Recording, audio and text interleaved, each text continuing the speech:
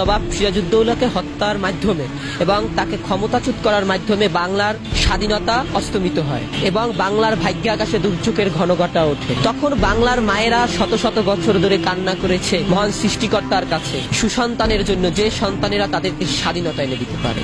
তাদের ভিতর অন্যতম ছিল মৌলানা আব্দুল হামিদ খান ভাসানী, বঙ্গবন্ধু শেখ মুজিবুর রহমান, হোসেন শহীদ সোহরাওয়ার্দী, শেরেবাংলাকে ফজলুল হক, সেক্টর কমান্ডার, পরবর্তীতে যিনি রাষ্ট্রপতি হলেন জিয়াউর রহমান। দেশের প্রতি যারা ভালোবাসছেন, দেশের জন্য যারা আত্মত্যাগ করে গিয়েছেন, দেশের প্রতি যারা শ্রম দিয়ে গিয়েছেন, তাদের কথা ভুলে গেলে চলবে না। আজকে দেখুন, বঙ্গবন্ধু শেখ মুজিবুর রহমান 1971 সালের 7ই মার্চ যে তার একটি কালজয়ী ভাষণ দিয়েছেন, সেই ভাষণের মাধ্যমে সমগ্র জাতিকে একটা গণতন্ত্রকামী এবং একটা সাহসী জাতিতে রূপান্তর করেছিল এবং সমগ্র জাতি কিন্তু সেদিন বাঁশের লাঠিকে সমরাস্ত্রে রূপান্তরিত করেছিল। সেদিন যেই লোকটা নৌকা বাইছিল, সেই লোকটা বৈঠাকে সমরাস্ত্রে রূপান্তরিত করেছিল শুধু একটি কালজয়ী ভাষণে।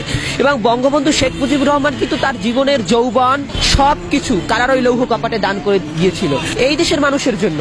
আজকে সবচেয়ে দুঃখের বিষয় হচ্ছে বঙ্গবন্ধুকে নিয়ে কটু কথা বলা হয়। আজকে জাতি কতটা ক্লান্তি লগ্নে পতিত হয়েছে, যে জাতি স্বাধীনতা সার্বভৌমত্বের জন্য যুগে যুগে কারারই লৌহ কপাটে জীবন দিয়েছে, যৌবন দিয়েছে, কেঁদেছে, তারপর সেই আম্রকাননের পলাশির প্রান্তরে পরাজিত হয়েছে, তারপর আবার 200 বছর পর স্বাধীনতা পেয়েছে, যেই সকল লোকগুলোর জন্য সেই সকল লোকদেরকে অপমান করে আজকে সেই সকল লোকদের এই মাটিতে বসে আজকে তাদেরকে কটু কথা বলছে। ছি, এগুলো আসলেই লজ্জা।